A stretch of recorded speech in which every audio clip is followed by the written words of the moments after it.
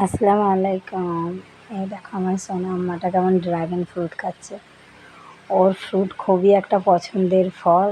Dragon ফল ওর খুব পছন্দের জিনিস। ও খুব খেতে ভালোবাসে। অনেকেই হয়তো বলবে আমি ওকে চামচে কেন খাওয়াচ্ছি না, ও চামচে খেতে চায় না। চামচে দিলে চামচটাকে ধরে টানাটানি করে। আমি হাতে করে দিলে ও আরও বেশি সুন্দর এবং মজা করে খেতে ভালোবাসে। যার জন্য ওকে আমি সব জিনিসটা বেশিরভাগ হাতেই খাওয়াই। দেখো একটুও দুষ্টুমি করছে না, কারণ বাবু সোনা হয়ে খেয়ে নিচ্ছে।